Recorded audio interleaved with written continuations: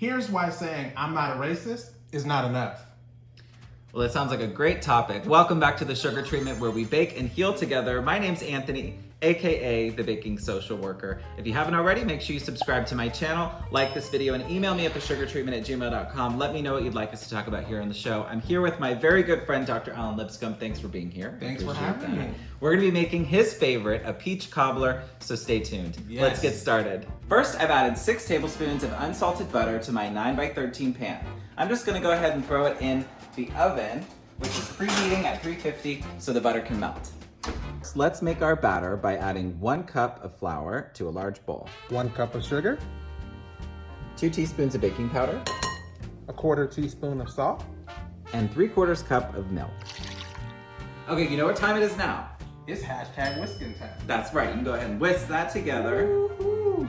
So we're back, we've got our batter and we've got our peaches. We also have our butter that's melted in our pan. Nice. So the next thing we do is we're just gonna combine all this. I'm gonna pour the batter in here, mix it with the butter, and then I'm gonna pour the peaches on top, and it's gonna be ready to put in the oven. Let's do it. So while I do that, I think it's a good time for you to go ahead and introduce yourself to our audience. Sure. I am Dr. Alan Lipscomb. I'm an associate professor at Cal State Northridge in the social work department. My research is centered around the psychiatric epidemiology of racialized individuals, particularly looking at Black men in traumatic grief. And so I like to look at ways to provide healing in a way that is affirming, a way that honors their experience, and not being oppressive and anti-racist in your approach in working with Black men. All right, so all I'm doing is I'm just gonna go ahead and pour our peaches in. Perfect. You can see where the batter is mixed with the butter and the peaches. We're gonna go ahead and throw it in the oven at 350 for about 40 minutes. Hold on. Oh, You're forgetting the most important part, cinnamon. you gotta have the cinnamon. Now let's get down to our topic. What is it, first, what does it mean to be anti-racist? So when we think about what is an anti-racist, it is someone who is taking an active stand against racism. Okay. How is it different from saying, I'm not racist, right? Like, what does an active stand really mean? Got it. So when someone says, I'm not racist, it excludes them from the conversation and from showing up, right? So I see. So they, like, let me just clarify, I hope it's okay. So that just means like, well, I'm not racist, so I don't really need to like learn or say listen anything or do anything. Okay. Yeah. Oh, okay, I see. That's more my character. I'm not a racist as a person. I may not agree with what I just saw, but that doesn't make me racist. So your argument would be that it doesn't really matter if you haven't done anything that is, quote, racist, you still have a role to play Correct. in trying to sort of, to root out racism. There you go. Okay. Definitely. Okay, so what does that look like? So this is where folks who may be at a restaurant, right? And they see racist behaviors or someone discriminating against another group of people or individuals, and they say something, right? As opposed to just watching. Right now, we're seeing a lot of people pulling out their cameras, which is great because we get a lot of attention, right? And focus around the topic of racism. Yeah. But we're looking for people who are saying something, not just being in the space and allowing it to happen. So I'm curious to know, and this is sort of an off-the-cuff question that we didn't really talk about. Sure. But I'm curious about what your experience has been like, you know, with the current state of things in this country and sort of the backlash after, you know, Breonna Taylor, Ahmaud Arbery, and George Floyd. Yeah. And we've seen this sort of, and I don't know if it's real or if it's been created by the media. We have seen this shift. I have seen more, you know, white folks showing up in different ways. Have you, and do you see that as progress, and do you see that as anti-racist? Yes, I do see a lot of white folks showing up. Yeah. I think, to be honest, as a Black person, it's where have you been? You know, it's why now, right? Yeah.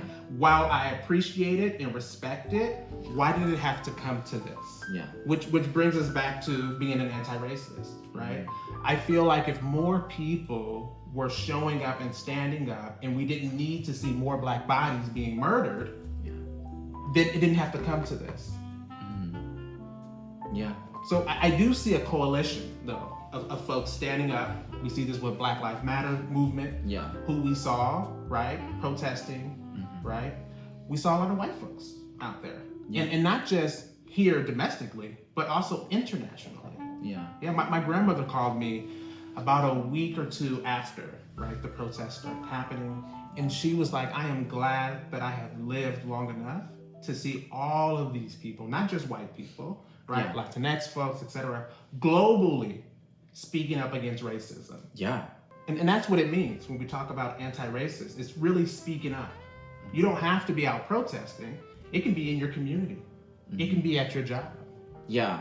How would you sort of coach someone who is maybe walking into a family who doesn't see Black Lives Matter and defunding the police as, favorable movements? Like, how would you sort of say, how would you navigate those conversations, or how would you sort of coach someone to be anti-racist in those scenarios or in those situations? Yeah, which are very challenging when you talk about showing up and being anti-racist with family members. Yeah. Because not only do you love these people, but you grew up with them in these ideologies until you learned, wait a minute, this is not okay. And so what I would say, not so much coaching, but just an input, I would say, would be the humanity. How this racist acts and behaviors are deadly to humanity. So when we speak up, we're speaking up because we're saying this is wrong for people in general, but we're also naming it, right? Far too often we don't name racism as being racist. Yeah. Right? Folks are like, well, I want to be PC. I don't want to rock the boat. I don't want to be political. I can't bring this up. Or I know where this conversation is going to end up, right? So I tell folks, and I said this to one of my colleagues who had a family member who kind of challenged her thoughts. And I said, speak up to them because I can't. Yeah. And I think that's my message for people. You're showing up as if I'm in the room, but even if I'm not in the room. Because many folks have Black friends, they have Black co-workers who we know they respect, they care about, they love. And so how are you showing up for the folks that you've been in community with, that you've been in conversations with? I'm a social worker. I'm someone who probably has the language and has the knowledge. And I think that it takes a lot of courage, right? To stand up and sort of stick your neck out for someone. It's necessary. We have to do it. Yeah. But I'm wondering, how do you and I hope how do you decide? How do you get enough what courage? What are the words to say? I think it is uncomfortable, right? Yeah. And for so long, folks of color, Black people have wrestled with, do I say something? Do I make a scene? Yeah. Do I go to jail? Do I die? By saying something. And for white people who want to show up, but they're struggling with, what do I say? How do I say it? You decide how best you want to approach it. But not doing anything doesn't do anything for all of us, right? Yeah. And so maybe you're not going directly to that server or waiter or hostess. Maybe you're going to the manager, right? Maybe you're writing a letter later. That's the speaking up. Recognizing that, it's like the saying, when you see something, say something, right? And so you can write a letter, you can speak to the manager, you can call it out directly in front of the person who's experiencing it. And that provides a macro affirmation. If we talk about like microaggressions, right? Everyday nonverbal or verbal slights and snubs against folks of marginalized groups, right? Based on their group membership and racial identity. That's an affirmation if that was me, right? So I had an experience at the gas station, right? So there was a gas station right next to my old private practice office. So I went over there to get something to drink. And so I pulled out my card, my debit card. And before I can insert my debit card into the ATM machine or to pay for it, the clerk pushes back my card. And he said, "We don't accept EBT here." Now, it took me a minute to register what he said, right? Yeah, it took me a second to register what you just said. I was so caught off by the pushing back the card. First, the pushing back the card. Yeah. And then saying, we don't accept EBT. Now, I know I don't have an EBT card, but the felt experience and then having to think through, like, what is happening right now, Although I know this feeling, and I know this experience, but when those type of racist, discriminatory behaviors happen, you're not ready for it. You're not ready for it as a Black person, never ready for it. Yeah. And so for folks who were in the gas station with me, no one said anything. Right? So I leave that experience, and guess what I'm doing? Now I'm looking up, what does an EBT card look like? And I'm looking at my card, should I get another one? Because I don't want that treatment. Yeah. Now, folks who are watching this, they're probably saying, well, you don't have to do that. But that's the impact that racist behaviors have. Yeah. You start to internalize and question your being, what you're wearing, what you're doing, how you're looking, what cards you're using, etc. Yeah. And so that's the speaking up. I did an episode with my colleague Hannah, whom you know. Yes. And we did an Shout episode. out to Hannah. Shout out to Hannah. We love you. Hey. We did an episode where we talked about how racism is a white issue and how it's really incumbent upon white folks to sort of take hold of this issue and try to root it out amongst our ranks, right? And I'm wondering, like, is that the right message? Is that the right angle? Is that the right tone, right? Or is that the right approach to the issue? Does it feel like, do you feel like you have to be here and teach us white folks how to do this? And is that fair, or should it be up to us? Yeah. Do you know what I'm saying? Yeah, I do. I don't think that I have to, nor do I put myself in positions to have to tell people and teach people what to do. Yeah. Because I feel like this. You know best who your audience is as a white person, right? You know how to communicate with folks who may have the same lived experience as you, being white presenting, etc. Right? And so I don't know how to tell you how to talk to that next white person. Yes. Right? I don't know, nor do I believe it's my responsibility to have to tell you. Right. And we both live in the United States. We both have seen what has happened. And so that's your information. I think also what's the difference between teaching and having a conversation, which is what we're doing right now, is that it ignites things and it promotes further, right, conversation to address things. And so I don't mind engaging in dialogue like this, right?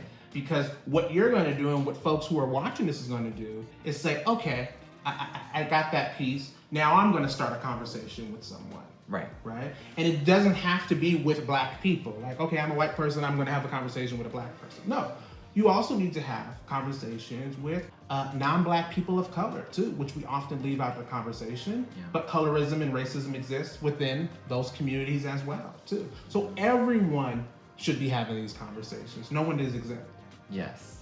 Okay. I appreciate that. Did we forget anything? Anything we left out?